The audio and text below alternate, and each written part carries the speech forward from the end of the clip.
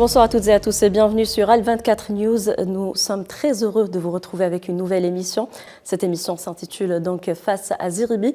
Il s'agira de décrypter et d'analyser toute l'actualité de la semaine et ce en s'appuyant sur l'éclairage et l'expertise de notre éditorialiste Karim Ziribi, une figure médiatique et politique que vous connaissez bien. Et pour m'accompagner dans Face à Ziribi, j'aurai donc le grand plaisir de pouvoir compter sur le concours de Riyad Belkhadim. Riyad, bonsoir. Bonsoir Samira, le plaisir est pour moi. C'est vraiment un grand plaisir pour moi de vous retrouver et retrouver Karim Ziribi pour ce rendez-vous, vous allez le voir, hebdomadaire sur Al24 News où on voudra aller un peu plus loin qu'être en surface et aller en profondeur, décrypter l'actualité de la semaine avec une personnalité médiatique et politique connue ici, de ce côté de la Méditerranée ou de l'autre côté de la Méditerranée, une personnalité qui n'a pas sa langue dans sa poche et elle sera avec nous tous les samedis dans un Face à Karim Ziribi. Bonsoir Karim Ziribi, merci d'être avec nous, ou je devrais plutôt dire merci d'être face à nous.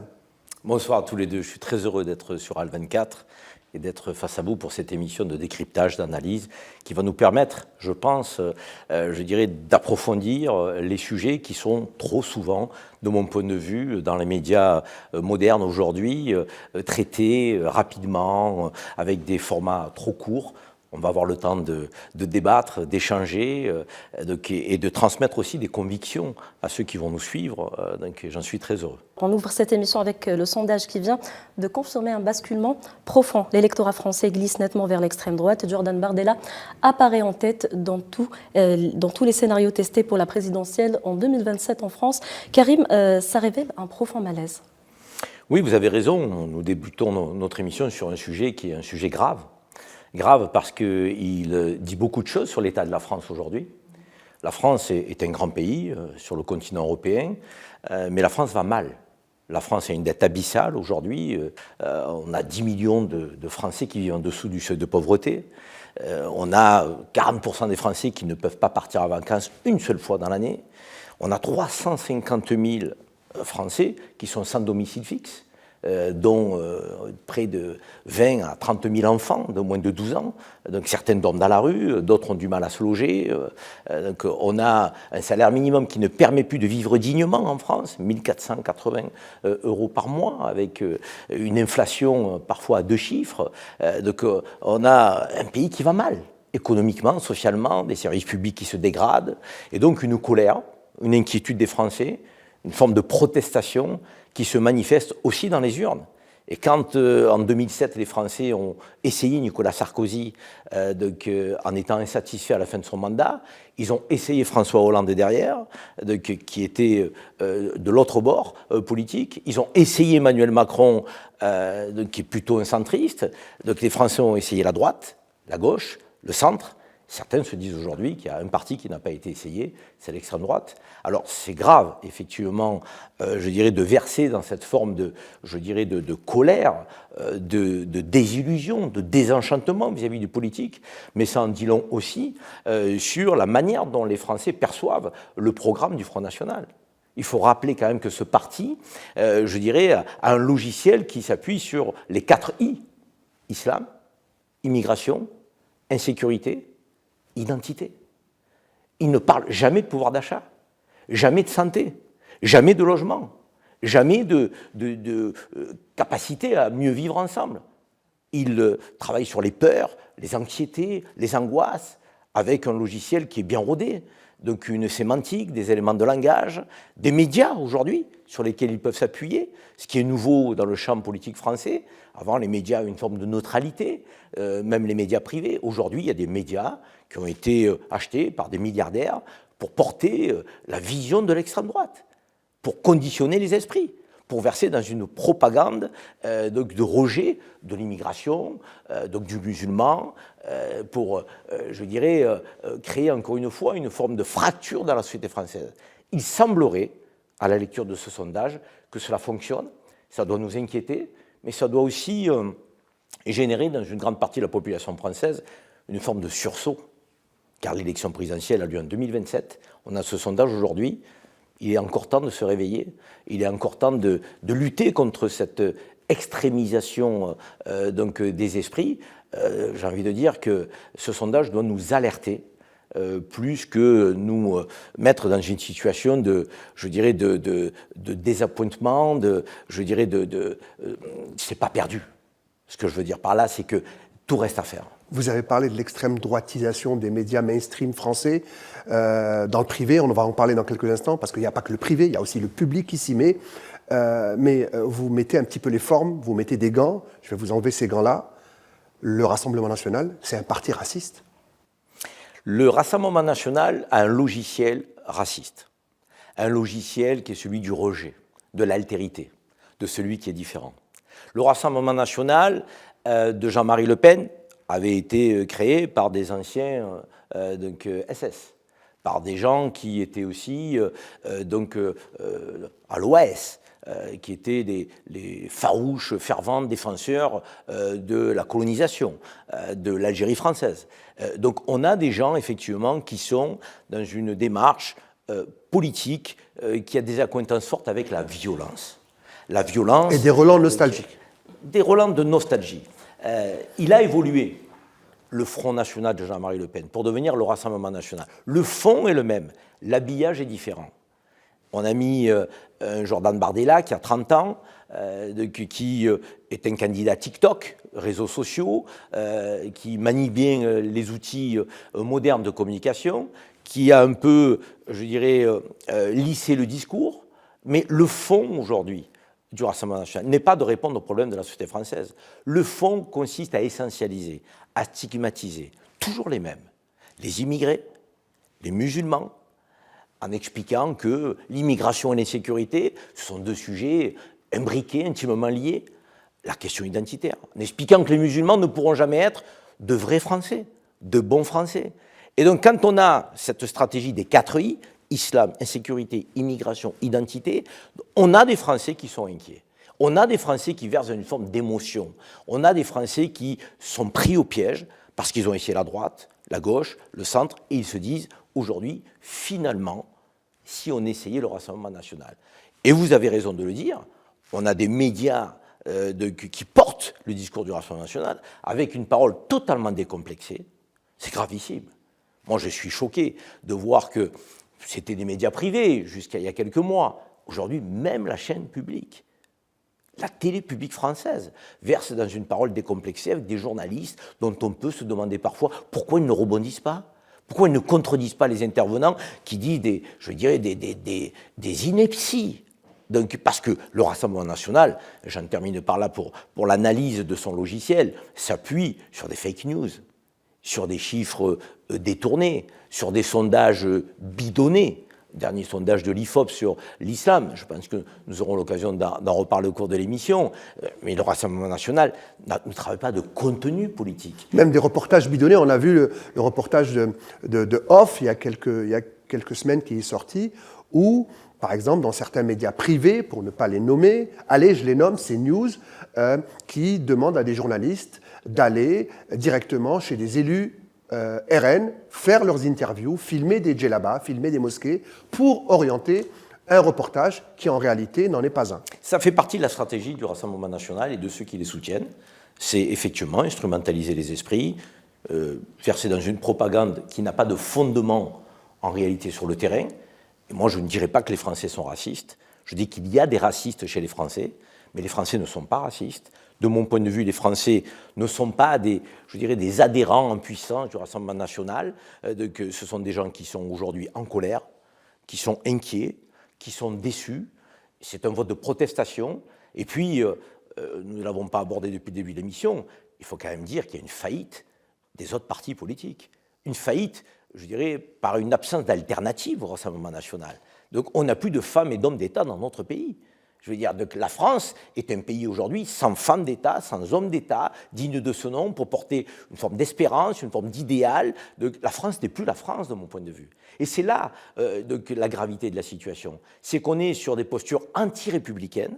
Or, la France, prétendument, porte les valeurs républicaines, l'idéal républicain de liberté, d'égalité, de fraternité. Et cet idéal-là, il est bafoué tous les jours par ceux qui se prétendent être des patriotes, mais qui ne portent aucunement les valeurs républicaines, les principes de laïcité, là aussi, l'égalité républicaine, il y a des entorses permanentes à l'égalité républicaine. Quand vous êtes français de confession musulmane, vous subissez des discriminations. Français d'origine maghrébine, vous subissez des discriminations.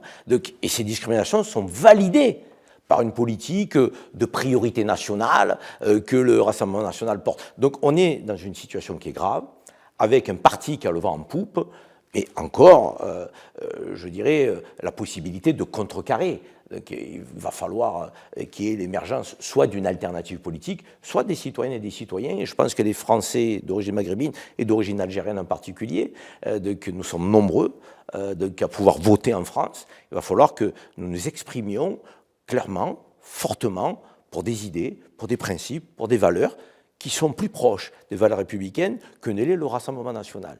C'est le paradoxe, on ne le dit jamais assez. Je suis convaincu que les Français d'origine algérienne, maghrébine en général, africaine, pour aller plus largement, sont beaucoup plus républicains et laïcs que ne l'est le Rassemblement national lui-même.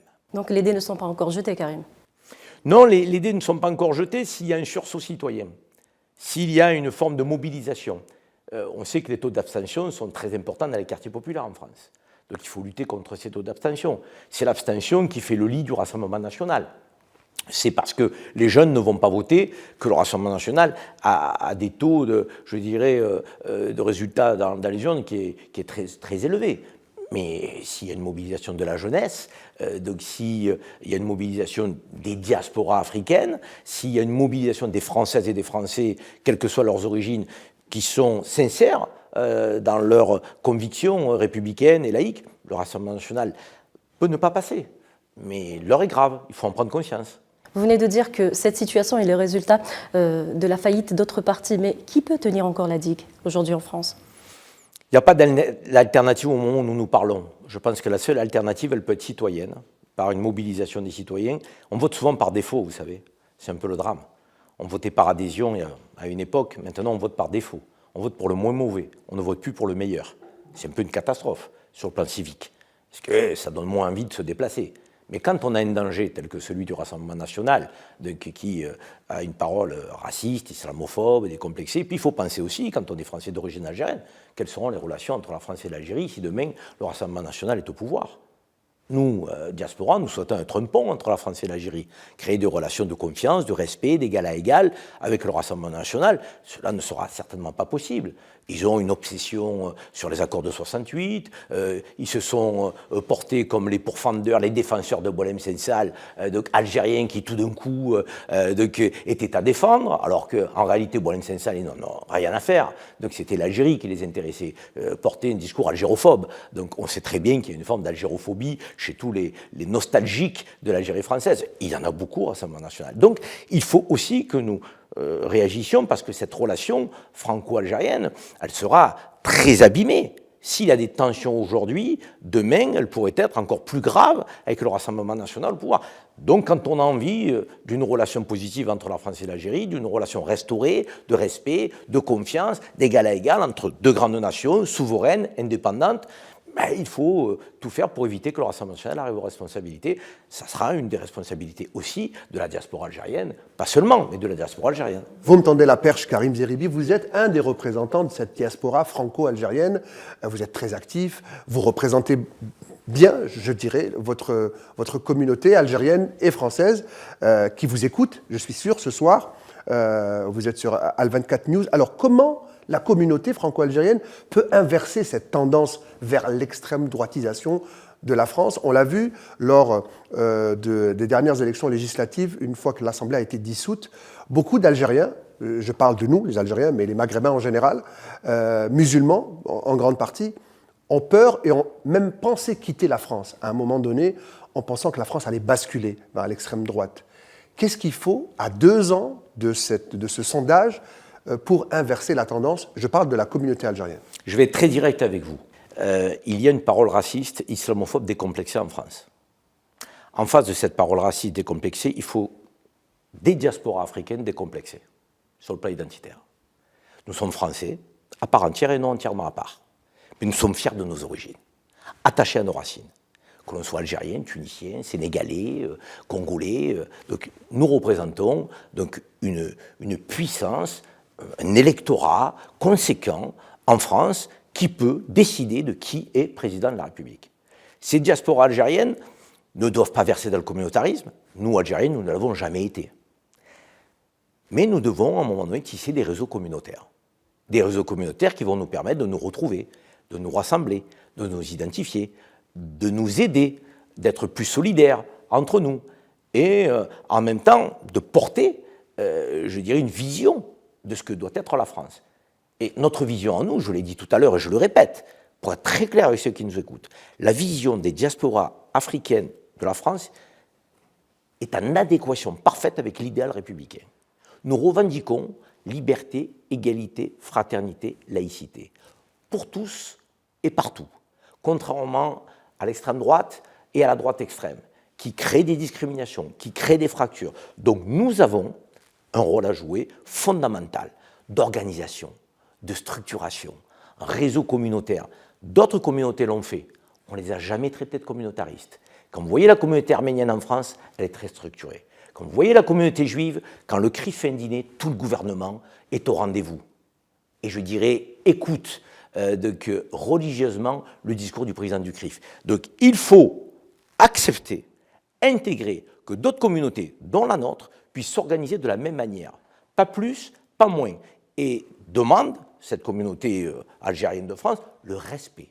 Le respect de notre présence en France, le respect de notre capacité à trouver notre place dans la société française, le respect de pratiquer notre religion comme nous l'entendons, le respect de pouvoir occuper des postes à responsabilité, le respect d'être attaché à notre pays d'origine, l'Algérie, et pouvoir le dire sans hésiter, sans avoir de crainte, je dirais, d'une forme de contre-offensive, comme ça a été le cas pour ceux qui défendaient la Palestine. Là aussi, j'espère qu'on y reviendra dans la soirée. Donc, il faut que nous puissions être une communauté traitée de la même manière qu'on traite d'autres communautés organisées et structurées.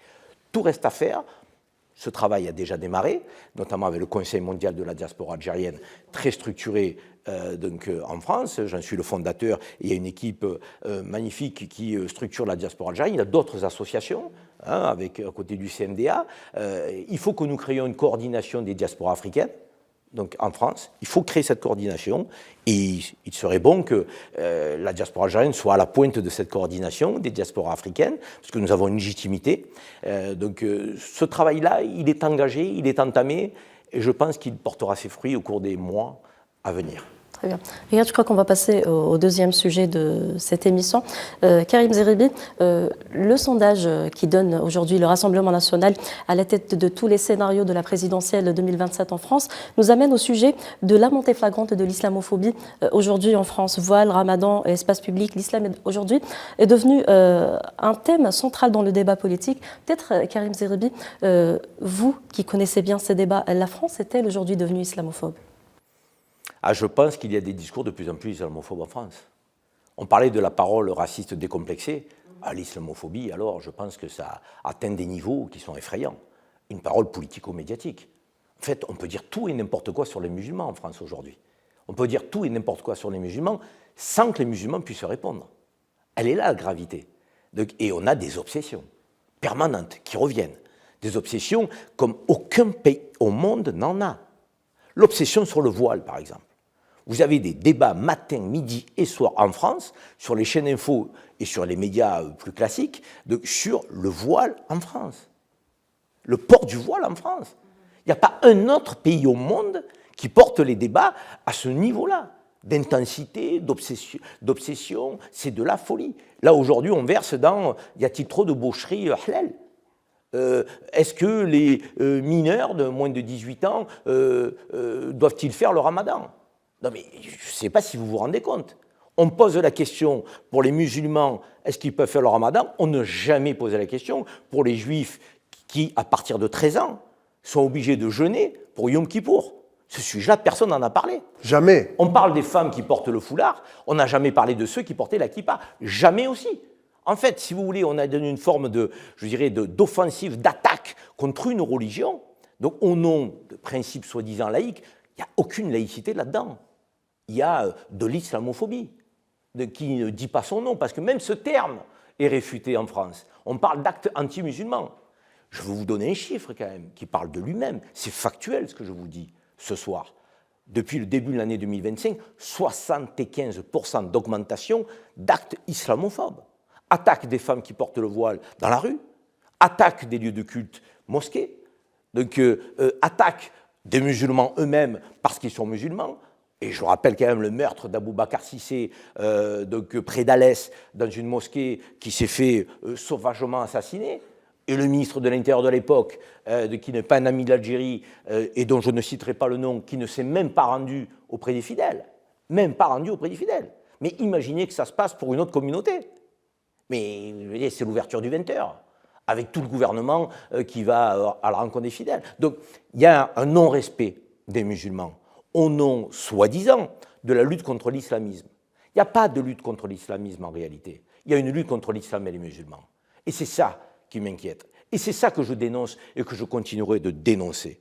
Parce que moi, je suis, comme bon nombre de Français, comme bon nombre de Français de confession musulmane, donc convaincu que le terrorisme ne fait pas partie de l'islam, que l'islamisme et l'extrémisme ne font pas partie des valeurs de l'islam, de ce que prône cette religion de paix, d'amour, de fraternité, de tolérance, d'exigence aussi pour chacun dans le comportement. Et quand on a, je dirais, cette forme de sémantique en France, qui est une sémantique de confusion, où vous mettez dans la même phrase terroriste, extrémiste, islamiste, islam, musulman. Dans la même phrase. Certains sont capables effectivement de faire des raccourcis de ce type. Le français, qui est de l'autre côté de son écran de télévision, et qui toute la journée entend parler du grand remplacement, de la charia, des femmes qui portent le voile, de ceux qui ne veulent pas respecter les valeurs de la République. Alors que tout ça est totalement monté. Ce sondage, il est bidonné. Il est commenté par un organisme qui est proche effectivement de l'extrême droite et qui est proche aussi de pays qui font beaucoup d'ingérence en France, donc de pays qui ne sont pas amis avec les musulmans et encore moins avec l'Algérie. Donc on a une commande qui n'est pas claire, on a des questions qui le sont encore moins. Quand on vous dit dans ce sondage que 36% des musulmans, donc, je dirais, abonderaient aux thèses islamistes, mais c'est quoi une thèse islamiste? En fait, aujourd'hui, en France, vous êtes islamiste quand vous allez à la mosquée. Vous êtes islamiste quand vous mangez halal. Vous êtes islamiste quand vous faites le ramadan. Quand vous dites Allahu Akbar, tout simplement. Allahu Akbar, donc c'est une parole qui doit être réservée aux terroristes. Donc, je veux dire, je ne sais pas si vous vous rendez compte de la situation alarmante. Alarmante. Alors, encore une fois, que nous avons des principes de laïcité qui doivent permettre à chacune et à chacun de croire ou de ne pas croire. Le principe, la laïcité, a été dévoyé en France. Normalement, un pays laïque comme la France permet aux musulmans de vivre tranquillement. C'est l'inverse. Vous avez totalement raison. Votre question est très pertinente. C'est l'inverse, et l'inverse est prouvé. Je vais prendre deux exemples. Les écoles confessionnelles. Vous avez 7220 écoles confessionnelles catholiques en France, sous contrat avec l'éducation nationale. C'est normal. La France est des racines catholiques. Personne ne le conteste, c'est encore moins les musulmans, ils ne l'ont jamais contesté. Vous avez 290 écoles de confession juive, sous contrat, pour les enfants de confession juive qui voudraient effectivement aller dans des écoles en lien avec leur religion. Jamais les musulmans n'ont contesté quoi que ce soit concernant la religion juive. Tolérance absolue. Vous n'avez pas 10 écoles sous contrat en France avec l'éducation nationale de confession musulmane. Alors que vous avez 500 000 juifs en France. Certaines même grandes écoles musulmanes, leur agrément leur a été retiré. Vous avez 500 000 juifs en France, permettez-moi, 290 écoles confessionnelles donc, sous contrat avec l'éducation nationale, 7 millions de musulmans, 10 écoles. Et dans les 10 écoles, 2 sur contrat, monsieur. 2 sur contrat. Il n'y a jamais eu autant d'inspecteurs pour venir contrôler les écoles confessionnelles musulmanes. C'est un député qui a porté un rapport et qui s'est indigné en disant pourquoi on harcèle les écoles musulmanes avec des inspecteurs qui, tous les jours, viennent chercher l'erreur, la faute dans ces écoles-là, alors qu'on a eu des écoles catholiques, et la dernière qui a fait la une de l'actualité, où il y a des actes quasiment de violence à l'égard des enfants, de maltraitance, voire de pédophilie, avec un ministre dont ses enfants étaient scolarisés, aucune enquête, l'agrément toujours accordé. Donc, excusez-moi, ce 2 poids 2 mesures, il est anti-républicain. Il n'est pas en adéquation avec les principes de laïcité. Et je vais vous dire, si la laïcité était appliquée en France, on ne parlerait pas matin, midi et soir des femmes qui portent le foulard, parce qu'elles ont le droit de porter le foulard dans l'espace public. Et vous n'avez aucun musulman aujourd'hui qui se pose en entorse à la loi républicaine. Je n'ai jamais vu de manifestation de musulmans disant on va faire évoluer la loi française, la constitution française. Et quand on, et j'en terminerai par là, on utilise le terme charia. Charia, vous savez, ça nous fait penser aux talibans, à la manière dont les talibans traitent les femmes. La charia, traduction française littérale qui veut dire la voie. Donc édicte des comportements, donc, des règles en société, qui sont des règles comme il en existe dans d'autres religions. Les juifs ont l'équivalent de la charia. Donc le droit canon est l'équivalent de la charia pour les catholiques. Il faut comprendre qu'aujourd'hui, on a un détournement dans le débat politico-médiatique de ce que sont les musulmans. On parle des musulmans en France sans les musulmans. Ça, c'est grave. On ne dit plus musulman, on dit islamiste. Oui, parce qu'on fait le lien, effectivement, dans la même phrase. Et d'ailleurs, il y a même des gens qui se prétendent être des intellectuels. Ce terme est très, je dirais, en France, erroné, donc n'a pas lieu d'être. Même le terme élite, je ne sais plus ce qu'il veut dire, très franchement. Quand vous avez des gens dans la même phrase, ils disent islamiste et islamique. Karim Zeribi, vous évoquez aujourd'hui les discriminations. Est-ce que c'est aussi difficile aujourd'hui d'être musulman en France ? Et évidemment que c'est difficile d'être musulman en France. Je vous ai donné une comparaison sur les écoles confessionnelles. Quand vous êtes musulman, vous avez d'énormes difficultés, pour ne pas dire une impossibilité, à mettre votre enfant dans une école confessionnelle. Ça n'est pas le cas pour les catholiques ou les juifs. Donc il y a une discrimination. Je peux vous en donner une seconde. Donc, vous avez 7 millions de musulmans en France. Vous savez combien il y a de mosquées dignes de ce nom ?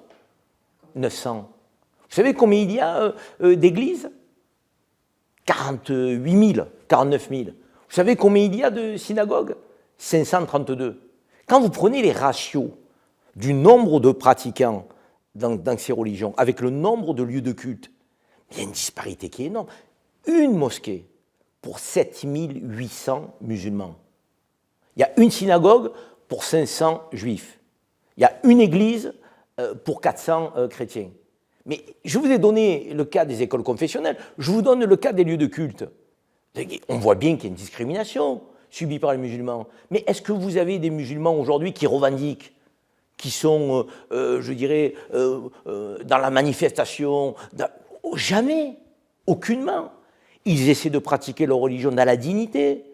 Donc, alors oui, les musulmans aujourd'hui sont plus visibles que nos parents hier et avant-hier. Parce que nos parents hier et avant-hier, peut-être n'osaient pas. Aujourd'hui, on a des Français de confession musulmane, les enfants, les petits-enfants, 3e, 4e génération, qui disent on est dans un pays laïque ou pas ? Si nous sommes dans un pays laïque, on a le droit de pratiquer notre religion. Liberté de conscience, de croire ou de ne pas croire. On respecte les règles, pas de signes religieux dans les écoles, mais la laïcité ne dit pas qu'il ne faut pas de boucherie halal. La laïcité ne dit pas qu'on n'a pas le droit d'aller prier dans un lieu de culte qui s'appelle une mosquée. La laïcité ne dit pas qu'une femme ne peut pas porter le foulard sur la voie publique. Et encore une fois, je dis ça. Je ne défends pas les femmes qui portent le foulard parce qu'elles portent le foulard ou parce que je serais dans une démarche de prosélytisme. Ma maman ne porte pas le foulard. Mon épouse ne porte pas le foulard. Mes filles ne portent pas le foulard. Elles sont musulmanes.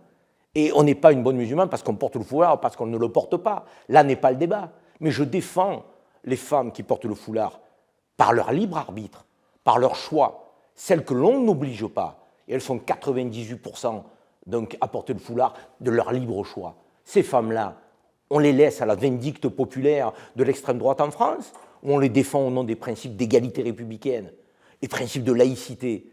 Moi, je suis un républicain, moi, je suis un laïc. Et c'est pour ça que je défends les femmes qui portent le foulard, encore une fois, celles qui n'y sont pas obligées. Et c'est l'immense majorité des cas. On parle d'elles dans les débats français. Sans elles, vous trouvez que c'est normal ? Alors que beaucoup d'entre elles sont médecins, universitaires, donc pourraient expliquer pourquoi elles le portent.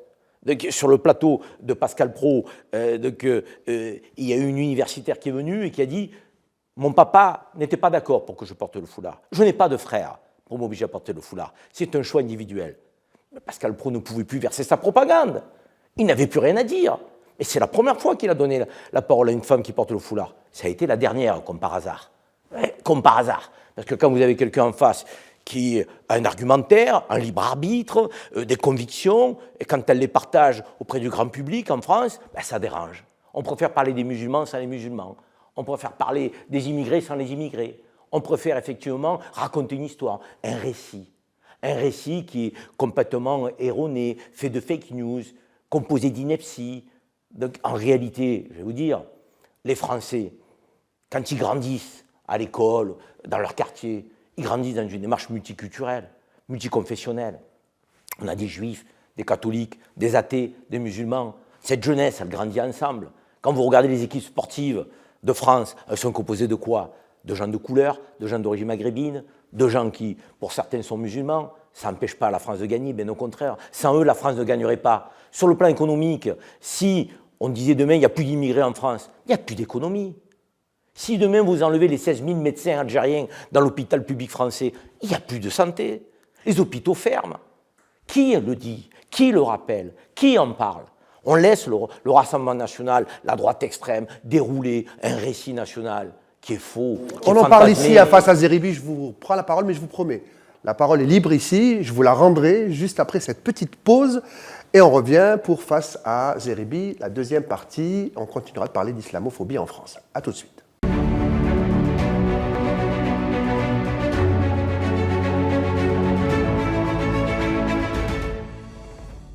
Bienvenue dans cette deuxième partie de Face à Zeribi. Donc, la thématique, c'est l'islamophobie. Karim Zeribi, donc, vous avez cité un chiffre très important, hausse de 75% d'actes islamophobes aujourd'hui en France. Comment peut-on contrer ou faire baisser cette islamophobie en France? Écoutez, moi je vois deux solutions, hein, donc j'en vois pas trois. D'abord, revendiquer l'application de la loi républicaine.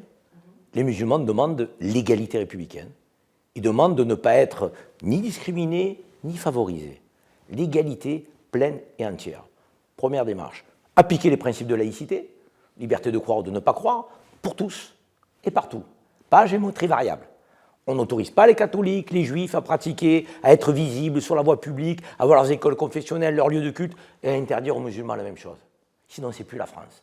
On parle d'un pays qui est ségrégationniste. Je ne pense pas que ce soit l'idéal français, de mon point de vue. Et puis, troisième point, qui est un point très important, il faut que les représentants du culte musulman, pardonnez-moi l'expression, se réveillent un peu. Quand vous êtes un représentant du culte musulman et que vous constatez cette montée de l'islamophobie, quand vous constatez tous les jours ce bafouement des principes républicains d'égalité, des principes d'égalité au nom de la laïcité, de liberté de conscience, vous devez donner de la voix. Vous devez vous organiser comme d'autres cultes le font. Vous devez occuper les médias français. Vous devez solliciter les politiques français. Vous devez prendre des avocats pour attaquer en justice ceux qui sont en dehors des clous de la loi républicaine. En fait, vous ne pouvez pas, vous ne devez pas, vous n'avez pas le droit d'être passif. Soit vous êtes un représentant des musulmans de France, et dans ce cas, vous défendez les musulmans de France, soit vous estimez que vous n'en avez soit pas la volonté, soit pas les moyens, et à ce moment-là, je dirais, c'est à désespérer. Ou alors il faut trouver les moyens. Est-ce que vous estimez que les musulmans ne sont pas assez défendus, ne sont pas assez protégés? Il y avait un conseil français de culte musulman, donc qu'ils ont dissous.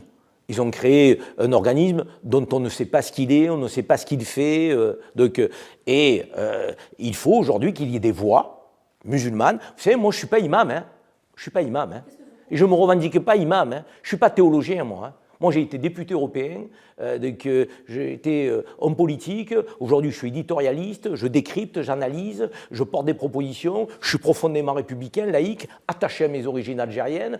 Mais je ne suis pas imam, je ne suis pas théologien, je ne suis pas le représentant des musulmans de France. En revanche, il y en a qui doivent assumer ce rôle-là. Et il faut qu'ils l'assument, ce rôle-là. Il faut qu'ils l'assument parce que les musulmans ont besoin d'une représentation, ont besoin d'être défendus. Parce que, en fait, ce que nous révélons là, et je pense que j'en terminerai par là sur l'islamophobie, encore une fois, les musulmans ne demandent aucun passe-droit. Ils demandent encore une fois à être traités comme les autres. Pas mieux, mais pas moins. Et ça, un responsable de la communauté musulmane, digne de ce nom, peut le porter, doit le porter sur la scène politico-médiatique en France et dire ce que sont les musulmans, réellement. Pas laisser cette forme d'instrumentalisation. Les musulmans ne sont pas des islamistes. L'islam n'est pas une religion violente. Il faut aujourd'hui qu'on le dise haut et fort, avec dignité, sans complexe, Parce que sinon, on va verser dans une forme de, je dirais, d'instrumentalisation permanente qui va faire basculer les Français. Ils vont avoir peur, ils vont perdre confiance, on va être dans la défiance entre les musulmans et les autres. Il faut éviter cette fracture-là. Et pour l'éviter, il faut des voix courageuses, des voix compétentes. Il faut que ces voix s'expriment dans le contexte républicain et laïque. Elles sont absentes aujourd'hui et je le regrette. C'est d'ailleurs ce 2 poids 2 mesures qui nous amène à notre troisième sujet concernant la situation en Palestine occupée qui se retrouve aujourd'hui totalement évacuée des médias occidentaux. Karim Zeribi, vous avez souvent pris la parole avec courage en France concernant le sujet de la Palestine. Pourquoi peut-être ce silence alors que la situation humanitaire demeure toujours dramatique? Écoutez, moi je suis scandalisé par la situation en Palestine. Scandalisé parce qu'il y a une forme d'indifférence politico-médiatique, notamment du côté des Occidentaux, mais pas seulement. Parce que je pense que les pays arabes n'ont pas non plus exercé le rôle qu'ils auraient pu avoir en soutien au peuple palestinien. Le seul pays aujourd'hui, à la table du Conseil de sécurité des Nations Unies, qui a donné de la voix depuis 2 ans, c'est l'Algérie. Il faut le dire clairement. Et ce n'est pas du chauvinisme ou une forme de nationalisme que de dire ça. Ammar Benjamin a porté la voix de l'Algérie pour l'autodétermination du peuple palestinien, contre le génocide en cours, contre la colonisation, contre les expropriations, contre ce massacre qui perdure. Parce que ce n'est pas parce que vous n'avez plus les feux de l'actualité que les Palestiniens ont retrouvé sous les 50 millions de tonnes de gravats, c'est 50 millions de tonnes de gravats, Gaza détruit. 90% de Gaza a été détruit. Des milliers de corps sous les décombres. 70% des morts à Gaza, femmes et enfants. Personnes vulnérables. Crimes de guerre, crimes contre l'humanité, génocide. Que faut-il aujourd'hui pour arrêter le monstre? Que faut-il? Moi, je pose la question inlassablement depuis 2 ans sur les plateaux français. Ça dérange. Je constate effectivement avec déception que la France ne porte plus la voix qu'elle devrait porter sur la scène internationale et que quelque part il y a une forme de complicité occidentale, donc à commercer toujours encore avec l'État génocidaire, le gouvernement de Netanyahou. Le business perdure. On fait même transiter par les ports français des pièces détachées d'armes. On a un accord d'association entre l'Union européenne et Israël qui se poursuit, alors que l'article 2 de cet accord d'association dit « atteinte aux droits humains, fin de l'accord d'association ». Mais s'il n'y a pas atteinte aux droits humains là, il n'y a jamais atteinte aux droits humains. On ne peut pas faire pire de ce qui se passe. Ce qu'on accepte là, sur la scène internationale pour les Palestiniens, on l'accepterait pour aucun autre pays au monde, aucun autre peuple au monde. On voit comment ils se mobilisent sur l'Ukraine. Embargo sur Poutine, mobilisation, on livre des armes à l'Ukraine, et c'est par centaines de millions, de milliards déversés sur l'Ukraine. Donc là, au forceps, on voit un accord de paix. Et Gaza, et c'est la Cisjordanie, où on a une colonisation, donc je dirais à marche forcée. Tous les jours, on a des Palestiniens qui meurent, expropriés de chez eux, avec l'armée israélienne aux côtés des colons. Tous les jours, on a des bombardements qui se poursuivent à Gaza. Mais dans l'actualité, c'est un petit fil. On va vous dire 80 morts à Gaza. Quand il y a un mort ailleurs, on va en faire la une du 20h. Pourquoi? Parce que ce sont des Arabes? Parce que ce sont des musulmans? Je mets les pieds dans le plat. C'est quoi qui n'intéresse pas l'Occident? Même la sémantique est fausse, Karim Zeribi. Ce n'est pas des morts, ils sont assassinés, ils sont tués, ils sont massacrés, ils ne sont pas morts de mort naturelle. Évidemment, massacrés, c'est une éradication d'un peuple. Une éradication d'un peuple, je dirais, en bafouement total du droit international. Mais encore une fois, moi je le dis à tous les pays de la région, vous ne réagissez pas. Attention, votre tour viendra. Parce qu'une fois que les Palestiniens n'auront plus de terre, une fois qu'ils auront Gaza, la Cisjordanie, vous pensez qu'ils vont s'arrêter là? Ils iront chercher le Liban, ils iront chercher une partie de la Jordanie, ils iront chercher une partie d'Égypte. Attention, l'Arabie Saoudite n'est pas non plus protégée. Attention, le Qatar, qui abrite une base militaire américaine et qui a été bombardée, qui a été attaquée il y a quelques semaines. Donc on voit bien que ceux qui se prétendent le peuple élu se permet tout. Et l'armée morale? Tout. L'armée morale qui enverrait des tracts. Mais je ne sais pas si vous vous imaginez ce qu'on est capable de nous faire passer comme pilule indigeste, inacceptable, abominable. Alors heureusement, et je vais le dire avec force et conviction, qu'il y a des voix juives qui s'élèvent. Et c'est là où on ne pourra jamais nous prendre, je dirais, au jeu de l'accusation facile et directe de l'antisémitisme. Voilà, on criminalise la parole qui protège les Palestiniens, on la criminalise en disant qu'elle est antisémite. En réalité, il y a des juifs, vous faites bien de le dire, notamment une grande diaspora au niveau de New York, paradoxe, c'est là où il y a l'ONU, une grande communauté juive qui est anti-sioniste. Mais évidemment. Et pro-palestinienne. Mais évidemment, il y a des juifs qui portent une voix magnifique pour le respect du peuple palestinien, pour l'autodétermination du peuple palestinien, pour la reconnaissance d'un État palestinien, qui sont en opposition totale avec Netanyahou et sa bande de criminels. Donc bien sûr que nous avons des voix juives. Et paradoxalement, ces voix juives, elles viennent d'où la plupart du temps? Elles sont ashkénazes. Elles sont ashkénazes. Elles ne sont pas séfarades. Et qui a souffert au cours de la Deuxième Guerre mondiale? Ce sont les ashkénazes. C'est les juifs d'Europe. Alors que les séfarades étaient plutôt protégés au Maghreb. Étaient protégés en Algérie, il faut le dire aussi. C'est important. Protégés par les pays musulmans. On ne va pas refaire l'histoire, mais quand les Juifs ont été chassés d'Andalousie, ils sont venus se réfugier où? Au Maghreb. Qui les a accueillis? Qui leur a donné la pleine citoyenneté? Qui a fait en sorte qu'ils puissent avoir un avenir? Au Maghreb, dans les pays musulmans. Ces mêmes séfarades qui n'ont pas connu pour beaucoup d'entre eux, je ne dis pas tous, mais pour beaucoup d'entre eux, les chambres à gaz, la Shoah, sont les plus durs avec les Palestiniens, sont les plus pro-Netanyahou, gouvernement génocidaire. Il y a un paradoxe là. Notamment ceux en France. qui ont vécu dans leur chair la douleur de la Shoah, de l'antisémitisme, n'acceptent pas ce qui est fait aux Palestiniens. Il y a des Juifs dont la voix doit être entendue partout dans le monde, parce que les peuples du monde entier ne sont pas musulmans. Ils se sont levés pour la Palestine, pour les Palestiniens. Je pense à l'Espagne, je pense à l'Irlande du Nord, je pense à l'Afrique du Sud, je pense à l'Amérique du Sud. Il y a des peuples magnifiques en soutien à l'injustice. Quand on soutient la Palestine et les Palestiniens, ce n'est pas parce qu'on est arabe ou musulman, c'est parce qu'on soutient l'idée de la justice, l'idée du respect du genre humain, parce qu'on porte en nous l'idée d'une humanité capable effectivement de ne pas commettre l'ignominie. Or là, l'ignominie, elle est commise. Elle est validée par le Conseil de sécurité des Nations Unies, organe qui, de mon point de vue, arrive peut-être à la fin d'un cycle. Et l'Algérie a souvent porté la voix d'une réforme nécessaire justement, des Nations Unies. Ça me permet de vous poser la prochaine question. À New York, justement, Ammar Benjama a une nouvelle fois élevé la voix de l'Algérie, même s'il a élevé la voix dans cet hémicycle qui sert presque plus à rien, vous l'avez dit, pour condamner fermement les violations commises de ce cessez-le-feu très précaire à Gaza. Alors comment vous interprétez cette position immuable de l'Algérie? Position algérienne. Quand je dis ça, ça doit tout résumer. C'est une position qui n'est pas négociable quand on est algérien.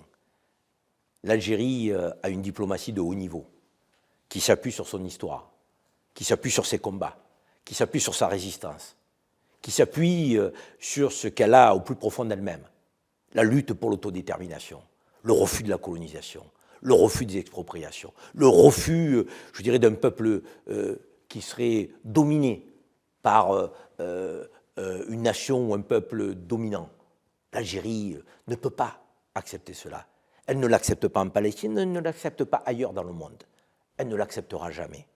Et la voix d'Ammar Benjama a fait, je dirais, vibrer ceux qui sont attachés au droit international, attachés au respect de l'humanité, parce qu'il n'était pas simplement le représentant des Algériens.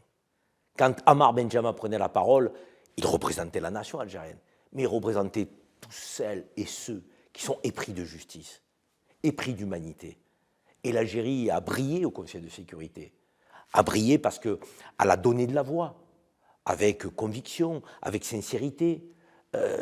Ammar Benjama, parfois, s'est retrouvé seul face aux représentants de l'État génocidaire. Et il portait des résolutions, il portait, je dirais, des arguments. Donc oui, nous avons été fiers. Et ce « nous avons été fiers », il est universel. Donc, en entendant le diplomate Ammar Benjama représenter la grande nation souveraine indépendante qu'est l'Algérie. Et il l'a même porté, je pense que ça doit vous intéresser, l'idée d'une réforme des Nations Unies, portée par le président Tebboune lui-même, qui souvent a dit qu'il fallait imaginer une réforme des Nations Unies. Une réforme des Nations Unies qui ne peut plus satisfaire l'état du monde d'aujourd'hui, alors que les Nations Unies ont été créées en 1945. On ne peut pas avoir des Nations Unies créées en 1945 qui répondent à un monde qui a évolué et bougé en 2025, avec des rapports géopolitiques qui ne sont plus ceux qu'ils étaient en 1945. Allez, je ne vous coupe pas, mais vous allez enchaîner. Quel rôle pourrait jouer l'Algérie dans une réforme de l'ONU? Force de proposition, comme elle le fait, une force entraînante qui explique que le Conseil de sécurité aujourd'hui, composé de 15 membres, dont 10 non permanents, pour un mandat de 2 ans, 5 permanents, avec un droit de veto, ce Conseil de sécurité, il est caduc. Ce Conseil de sécurité, il est composé de 5 membres permanents qui ont un droit de veto. Le Sud global n'est pas représenté. Le Sud global n'est pas représenté. L'Afrique n'est pas représentée. L'Amérique du Sud n'est pas représentée. Mais quand vous avez, je dirais, quasiment 25 à 30% de la population mondiale qui n'est pas représentée dans un Conseil de sécurité des Nations Unies, ça n'est plus les Nations Unies, ce sont les Nations des Unies. Donc il y a nécessité aujourd'hui à repenser la place que l'on doit accorder à ces nations absentes. Continent africain, plus de représentativité. Amérique du Sud, plus de représentativité. Asie, plus de représentativité. Et si nous avons plus de représentativité au Conseil de sécurité en tant que membre non permanent, l'utilisation du droit de veto doit être aussi réformée. On ne peut pas utiliser le droit de veto quand il est prouvé qu'il y a crime de guerre, crime contre l'humanité, génocide. Le droit de veto doit être caduc, ne peut pas être accepté. Le droit de veto a tué des milliers de Palestiniens pendant 2 ans. À chaque fois, ça a été bloqué, le cessez-le-feu, et ça a tué des milliers de Palestiniens, ce droit de veto. Le Conseil de sécurité, c'est 15 membres. 5, je l'ai dit, permanents, avec le droit de veto, 10 non permanents, élus pour 2 ans, dont l'Algérie qui finit son mandat donc à la fin du mois de décembre. Souvent, très souvent, 14 membres de ce Conseil de sécurité ont voté en faveur des résolutions proposées, soit par l'Algérie, soit par d'autres pays, en faveur du peuple palestinien. Un droit de veto a suffi pour ne pas permettre à la résolution de passer. Ça n'est plus possible. Ça n'est plus possible. On a eu la fin de la Société des Nations après la Deuxième Guerre mondiale, parce qu'on voyait que cette instance-là ne pouvait plus répondre aux défis. Elle n'avait pas été capable d'arrêter donc l'Allemagne nazie. On voit que l'Organisation des Nations Unies, créée en 1945, n'apporte pas de réponse à des génocides comme celui que subit le peuple palestinien. Donc il faut réformer avec urgence donc, le Conseil de sécurité des Nations Unies. Il faut réformer les Nations Unies dans leur ensemble. Il faut plus de représentativité des pays africains, plus de représentativité des pays du Sud global. Et je vais vous dire, et peut-être que je vais en terminer par là, pardonnez-moi si j'ai été un peu long, il y a les Nations Unies, mais il n'y a pas que les Nations Unies. Il y a le G20 aussi qu'il faut réformer. Il y a l'OMC aussi qu'il faut réformer. Vous avez le continent africain aujourd'hui, 1,5 milliard de personnes. Dans 25 ans, le continent africain, c'est 2,5 milliards de personnes. Et vous voulez que le continent africain ne soit représenté ni au G20, ni à l'OMC, ni aux Nations Unies dans les organes les plus importants. Mais ça n'est pas possible. 2,5 milliards de personnes, donc c'est quasiment 25% de la population mondiale. Quand vous représentez 25% de la population mondiale, mais vous ne pouvez pas être absent des instances internationales. Aujourd'hui, la voix du continent africain, dont l'Algérie est un pays leader, pays boussole, pays qui ouvre la voie, pays qui est dans une position géostratégique exceptionnelle. Donc, c'est une puissance méditerranéenne, l'Algérie, c'est une puissance africaine, l'Algérie, et qui doit être le lien aussi entre l'Europe et la Méditerranée, l'Europe et l'Afrique. Donc l'Algérie doit aujourd'hui poursuivre son travail de réforme, d'appel d'une réforme des instances internationales. OMC, ONU, G20, l'Algérie a un rôle majeur au nom de son histoire, au nom de ses principes, au nom de ce qu'elle représente, aussi en termes de puissance d'avenir. L'Algérie est une puissance d'avenir. Et cette puissance d'avenir aujourd'hui, elle a un rôle majeur à jouer sur la scène internationale. Elle le jouera encore plus au cours des semaines, des mois et des années à venir, j'en suis convaincu. Très bien. Et pour clôturer ce dossier, on parlera de la position digne de l'Algérie qui a toujours soutenu les causes justes Karim Zeribi. L'Algérie arrive aujourd'hui au terme de ses 2 années au Conseil de sécurité. Son mandat se termine donc en janvier 2026. Quel bilan tirez-vous du rôle joué par l'Algérie ? Le bilan de la nécessité de voir l'Algérie non pas occuper un poste ponctuel au Conseil de sécurité, mais un poste permanent. Donc, et c'est tout le sens de la réforme qui est appelée par l'Algérie. Et elle demande, dans les 15 pays qui sont au Conseil de sécurité, qu'il y ait une représentation plus forte de l'Afrique. 3 pays africains. L'Algérie pourrait être un de ces 3 pays africains en tant que membre permanent au Conseil de sécurité. On arrive au terme des 3 thématiques de ce premier numéro. On vous donnera 30 secondes pour nous donner vos impressions de cette première émission face à Zeribi. On va donc passer cette petite transition pour l'image de la semaine.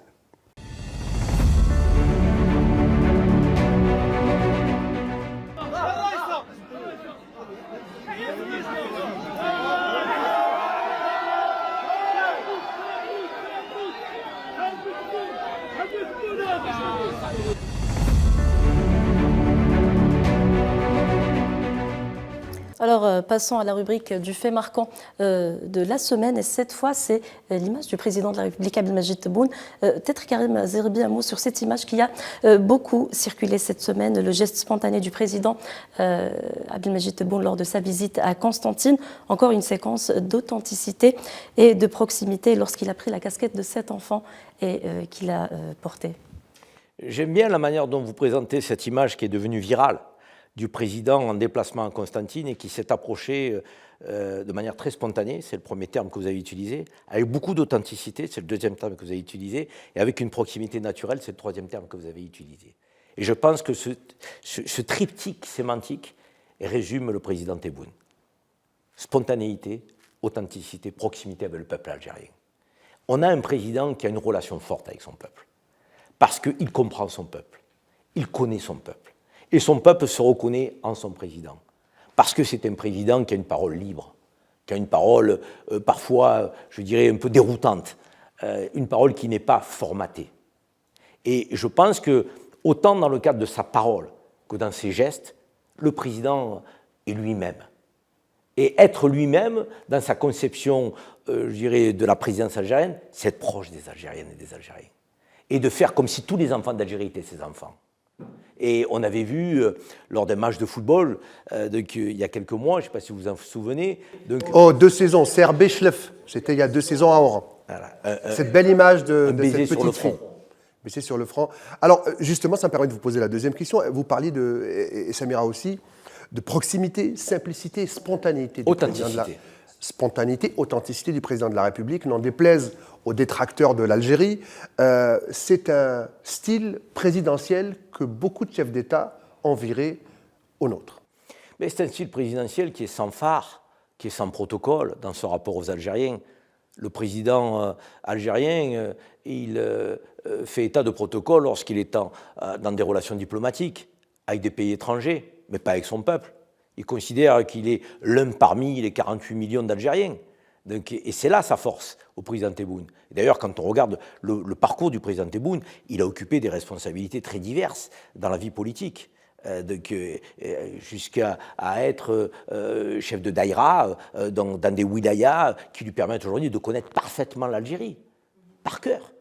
Il a occupé des responsabilités dans l'administration algérienne, il a occupé des responsabilités politiques. Il faut rappeler quand même que le président Tebboune, il avait 9 ans en 1954. C'est un enfant de la Révolution. C'est quelqu'un qui vit l'Algérie dans ses tripes. Il avait 17 ans au moment de l'indépendance. Je veux dire, on a quelqu'un qui est en prise réelle avec l'Algérie d'aujourd'hui et qui travaille à l'Algérie de demain. Tout ce qu'il porte aujourd'hui, le président Tebboune, c'est porter l'Algérie au firmament sur le plan économique, en matière de développement, en matière de diplomatie, en matière d'avenir pour la jeunesse algérienne. Et alors, oui, quand vous êtes critiqué. Vous êtes critiqué par qui? Par ceux qui craignent que vous réussissiez, par ceux qui ne veulent pas voir l'Algérie émerger, par ceux qui aimeraient effectivement que l'Algérie baisse la tête, que l'Algérie ne soit pas fière, digne, telle qu'elle est aujourd'hui. Mais si elle l'est, c'est parce qu'elle est à l'image de son président, n'en déplaise à certains. Donc cette image-là, elle est un formidable lien entre le président et un gamin.